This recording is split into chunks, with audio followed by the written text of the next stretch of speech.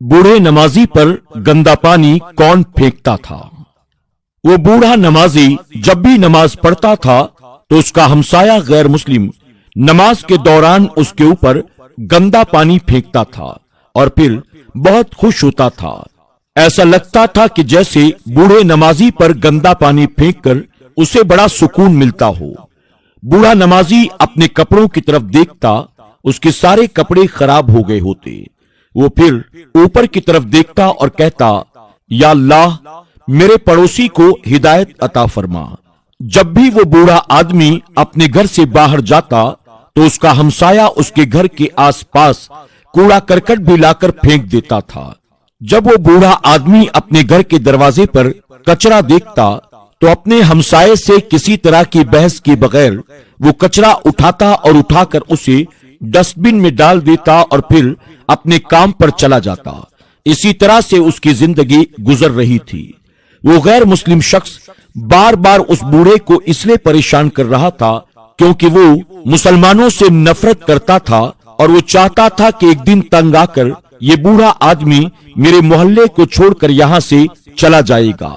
लेकिन वो बूढ़ा आदमी चुपचाप सारी ज्यादतियों को बर्दाश्त करता, न उससे बहस करता, न कभी लड़ाई झगड़े पर आमादा होता।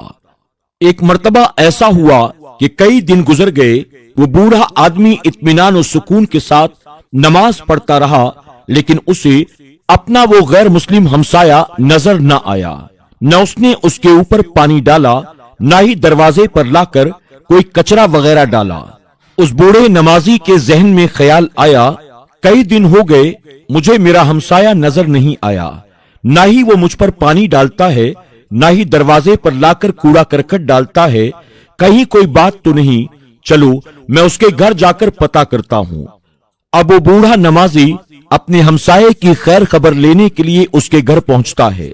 उसके घर जाने के बाद उसे पता चला कि मेरा ये पड़ोसी कई दिनों से बिस्तर पर बीमार पड़ा है और उसके घर में न उसकी अयादत करने वाला कोई मौजूद है, न उसकी खिदमत करने वाला कोई मौजूद है।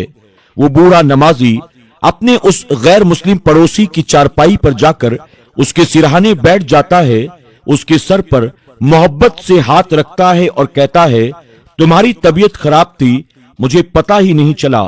कई दिनों से तुम मुझे नजर नहीं आए, यही वजह है कि तुम्हारी खबर लेने के लिए मैं तुम्हारे घर आया हूँ। बताओ, तुमने कोई दवाई वगैरह ली कि नहीं ली? तुमने खाना खाया कि नहीं खाया? उस बूढ़े नमाजी की जबान से ये बातें सुनने के बाद उस गैर मुस्लिम नौजवान को बड़ी शर्मिंदगी हुई।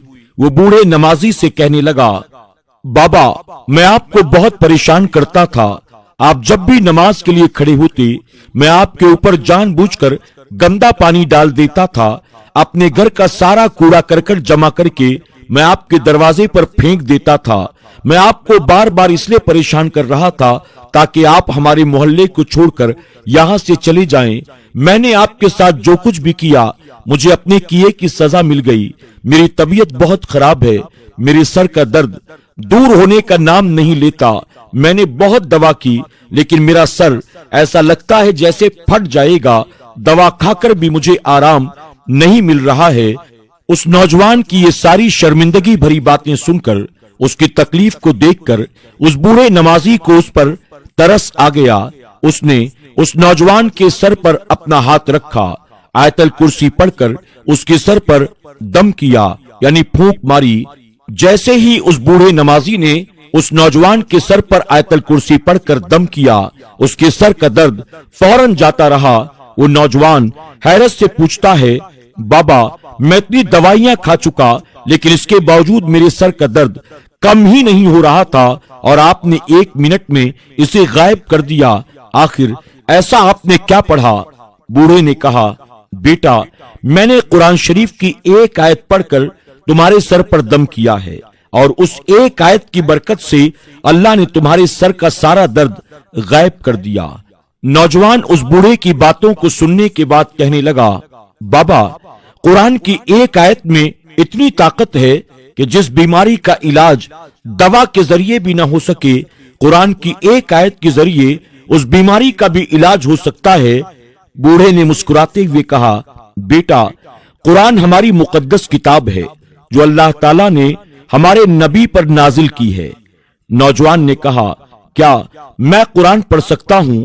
بوڑھے نے کہا، ہاں بیٹا، کیوں نہیں، تم بھی قرآن پڑھ سکتے ہو، اور تم قرآن پڑھ کر جب کسی پر دم کرو گے نا، اللہ تعالیٰ اس کو بھی شفا عطا کرے گا، اور قرآن کی برکت سے اللہ تمہیں بھی مالا مال فرمائے گا۔ نوجوان نے کہا، مجھے اس کے لیے کیا کرنا ہوگا؟ اس پر بوڑھے نمازی نے کہا، اس کے لیے بہتر یہ ہے کہ تم پہلے کلمہ پڑھ لو، یعنی تم کلمہ پڑھ کر اسلام میں داخل ہو جاؤ، اس کے بعد جب تم قرآن پڑھو گے، نماز پڑھو گے، اللہ تعالیٰ برکتیں عطا کرے گا، اللہ تمہیں جنت عطا فرمائے گا۔ اس پر وہ نوجوان کہنے لگا کہ بابا ٹھیک ہے، میں قرآن پڑھنا چاہتا ہوں، میں نماز پڑھنا چاہتا ہوں، آپ مجھے کلمہ پڑھا دیں کہ کلمہ کیسے پڑھا جاتا ہے۔ اب اس بوڑھے نمازی نے اس نوجوان کو کلمہ طیبہ پڑھایا، اسلام میں داخل کیا، اور اس کے بعد کہا، چلو اب میں تمہیں غسل کا، وضو کا اور نماز کا طریقہ بتاتا ہوں۔ اس کے بعد وہ بوڑھا نمازی اس نو مسلم نوجوان کو اپنے ساتھ لے کر مسجد میں آیا، اسے قرآن شریف دکھایا، اور پھر کہنے لگا، یہ قرآن برکت والی کتاب ہے، اللہ نے جس کے ذریعے تمہیں شفا عطا کی اور ساتھ ہدایت بھی عطا کی۔ وہ نوجوان محبت سے قرآن شریف کو اپنے ہاتھوں میں لیتا ہے، سینے سے لگاتا ہے، اور پھر چوم کر کہتا ہے، واقعی یہ قرآن بہت اچھی کتاب ہے، مجھے اس قرآن کو پڑھنا سیکھنا ہے اور اس سے برکتیں حاصل کرنی ہے۔ اس کے بعد اس بوڑھے نمازی نے اس نوجوان کو روزانہ پابندی کے ساتھ قرآن شریف پڑھانا شروع کر دیا، اور پھر وہ نوجوان قرآن کی تلاوت کے ساتھ نمازوں کا بھی پابند ہو گیا۔ تو دوستو، آج کی ہماری اس ویڈیو سے آپ نے کیا سیکھا؟ کمنٹ باکس میں جا کر ضرور کمنٹ کریں۔ آج کی کہانی کے بارے میں آپ کی کیا رائے ہے، ہمیں ضرور بتائیں، اور کہانی پسند آنے کی صورت میں اسے لائک کرنا، اپنے دوست احباب کے ساتھ شیئر کرنا نہ بھولیں۔ آج کی اس کہانی سے ہمیں یہ سبق ملتا ہے، ہم پر اگر کوئی ظلم کرے، زیادتی کرے، اور اس کے مقابلے میں ہم اس پر ظلم و زیادتی نہ کریں، بلکہ حسن اخلاق سے اس کے ساتھ پیش آئیں، عفو درگزر سے کام لیں، صبر کریں، تو یقیناً اللہ تبارک و تعالی ظالم سے ظالم انسان کے دل کو نرم فرمائے گا، اور ممکن ہے ہمارا یہ اخلاق، ہمارا یہ صبر، ہمارا یہ عفو درگزر سے کام لینا اس ظالم و جابر انسان کے لیے ہدایت کا سبب بن جائے۔ اللہ ہمیں اور آپ کو ایسی کہانیوں سے سبق حاصل کرنے اور عمل کرنے کی توفیق عطا فرمائے، آمین یا رب العالمین۔